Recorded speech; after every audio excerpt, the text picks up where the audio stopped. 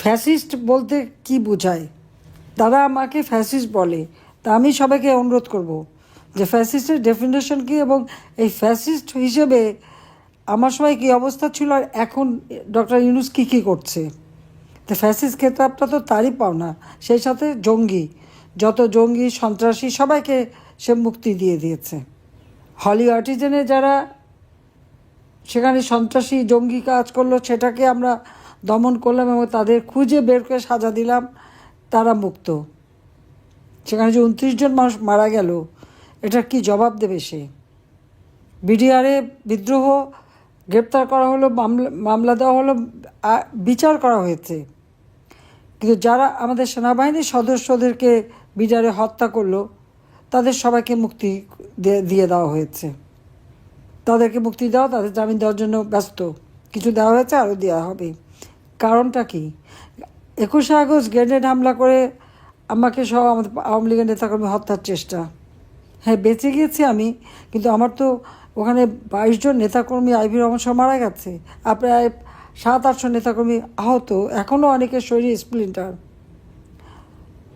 এই ঘটনায় যারা সাজা পেয়েছ তারাও মুক্ত, এবং যারা খুনি, সন্ত্রাসী, জঙ্গি, 500 জায়গায় বোমা হামলা, সেই বাংলা ভাই থেকে শুরু করে সব, যাদেরকে সেই সমস্ত জঙ্গি তো আমি দমন করেছিলাম, এবং তারা সাজাপ্রাপ্ত আসামি ছিল, সবাইকে মুক্ত করে দিয়ে যত মামলা হচ্ছে আওয়ামী লীগের নেতাকর্মী, 14 দলের নেতাকর্মী, তাদের বিরুদ্ধে, মুক্তিযোদ্ধাদের বিরুদ্ধে যত খুনের মামলা আমাদের বিরুদ্ধে দেওয়া হয়েছে, তা আমার তো মনে হয় ইউনূস সাহেব মামলা দেওয়াতে আমরা তো প্রায় 60-70 হাজার আওয়ামী লীগ নেতাকর্মীর বিরুদ্ধে মামলা, এবং আসামি যদি আমরা ধরি এজাহারভুক্ত, আর যদি মানে অজ্ঞাতনা মাথা থেকে 4-5 তো হবে আসামি।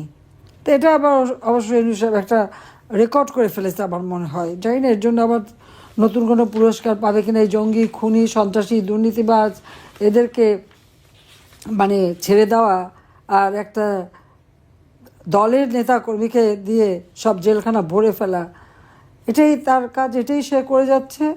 এবং শুধু তাই না, আমরা যদি ইউনূস সাহেবের কর্মকাণ্ডটা একটু হিসাব করে দেখি, তো সে কী করে, কী কাজটা তার, কী করেছে সে পর্যন্ত, দেশের জন্য কী করেছে, নিজের জন্য কী করেছে, সেটা একটু আপনি হিসাব করেন। এমন এক ব্যক্তি আজকে ক্ষমতা আসলো এই সন্ত্রাসী কর্মকাণ্ড করে, যে নাকি শ্রমিক আদালতে সাজাপ্রাপ্ত আসামি, নিজের কোম্পানির শ্রমিকদের যে ফাঁকি দেয়, তাদের প্রাপ্য টাকা, যেন কোনো কোম্পানি প্রফিটের 5% শ্রমিক কল্যাণ ফান্ডে দিতে হয়, সে টাকা দেয়নি, তার বিরুদ্ধে মামলা করে। এক পর্যায়ে তাদের সাথে, শ্রমিকদের সাথে নেগোসিয়েশন করে যে টাকাটা একটা ফান্ড করে রাখার কথা, সেই ফান্ডে টাকাটা রাখি। পরবর্তীতে আবার ওই ফান্ডের থেকে 25 কোটি বা 26 কোটি হবে এরকম টাকা তুলে নিয়ে, সেই টাকার থেকে শ্রমিক আন্দোলনের সভাপতি এবং সাধারণ সম্পাদক এবং তাদের আইনজীবী, তাদেরকে ঘুষ দেয়। 3 কোটি টাকা করে শ্রমিক, সেই আন্দোলনের যে সভাপতি আর সেক্রেটারি, তাদেরকে টাকা দেয়। এমনকি তখন যিনি অ্যাটর্নি জেনারেল ছিলেন, তাকেও 12 কোটি টাকা নিয়ে সাধে। ইউনূস আবার এজেন্ট থাকে, সে যে কাজ করে তার লবিস্ট ফার্ম, আর একটা এখানকার একজনকে তো সে ব্যবহার করে, তাকে দিয়ে লবিস্ট করাবে। যখন অ্যাটর্নি জেনারেলের কাছে গেল, সে তো অস্বীকার করলো, এবং তারপরে তিনি অস্বীকার করার পরে তো এই কথাটা বেরোলো যে কীভাবে ঘুষ সে দিয়ে গেছে। এবং শ্রমিক আদালতে মামলায়, তার শ্রমিকের মামলায় 6 মাসের জেল হয়েছে ইউনূসের।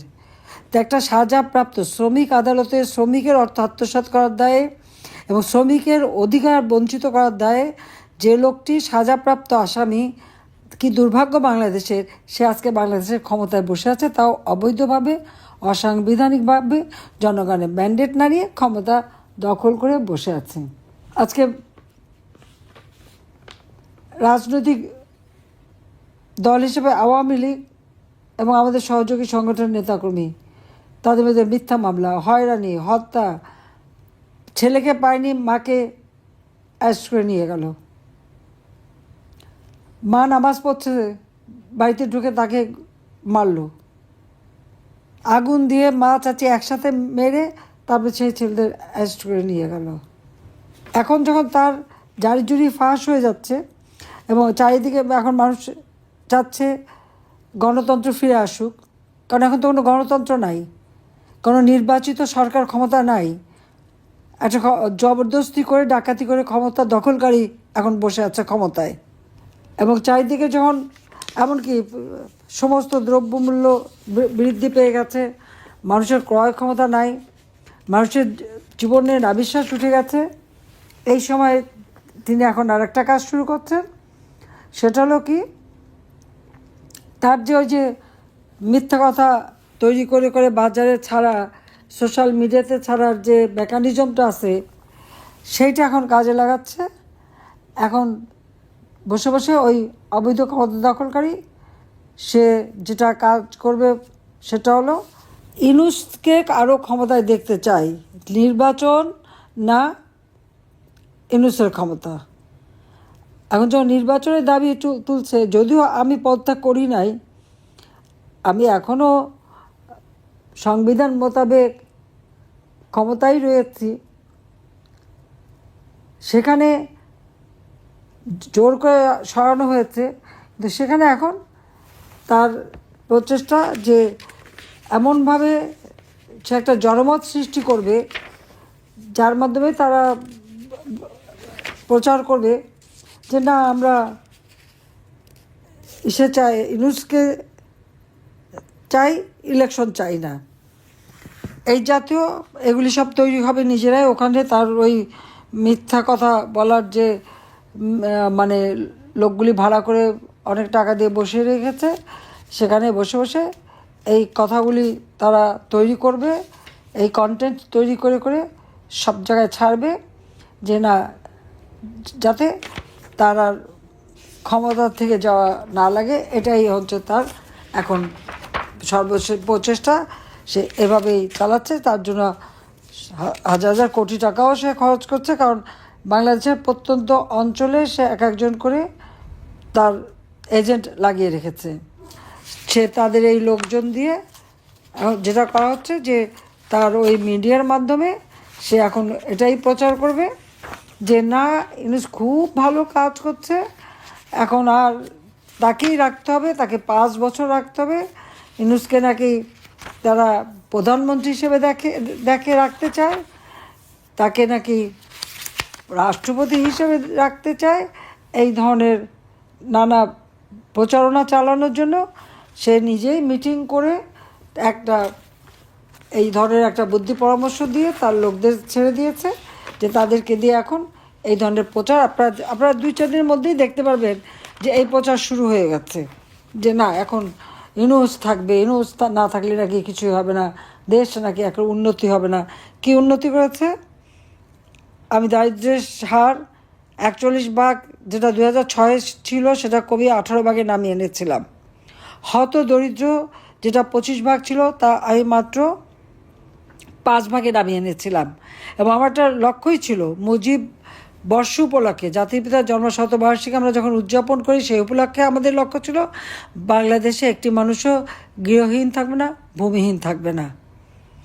2 কাঠা করে জমি এবং একটি সেমি পাকা ঘর আমরা করে দেব।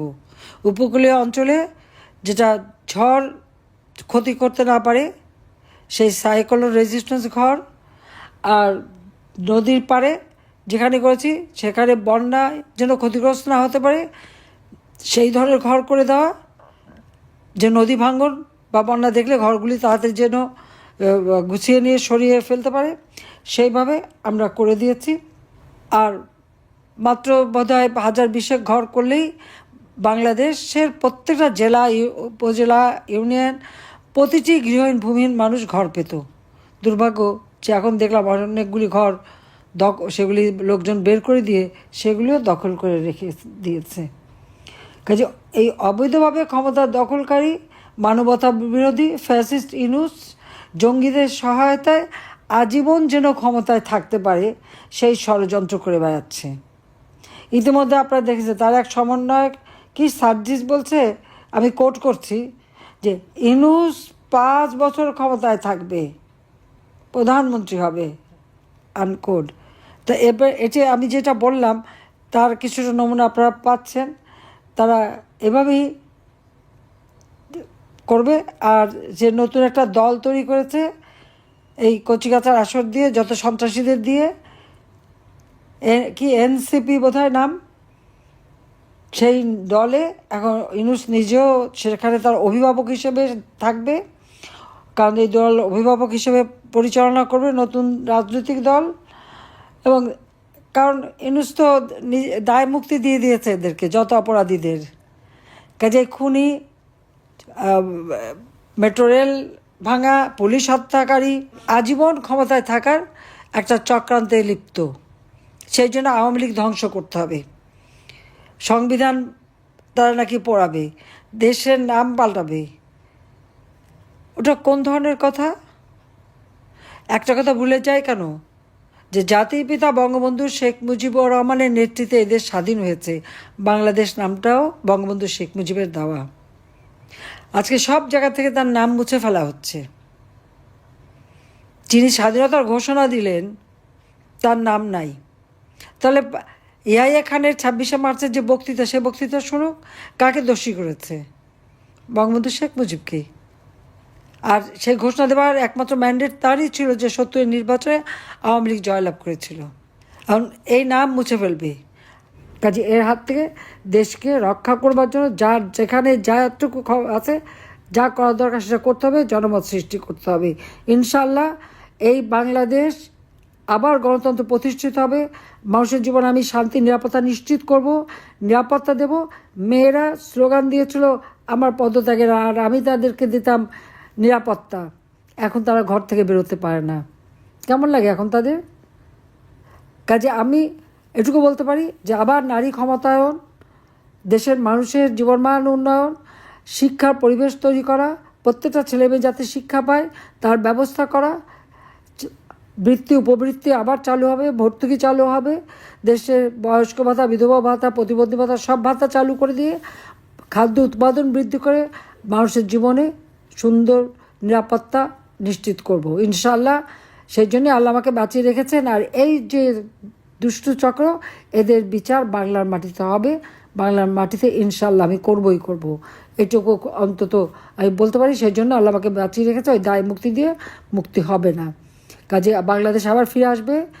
2041 সালের বাংলাদেশ স্মার্ট বাংলাদেশ হিসেবে গড়ে তুলব। সবাইকে ধন্যবাদ। জয় বাংলা, জয় বঙ্গবন্ধু, বাংলাদেশ চিরজীবী হোক।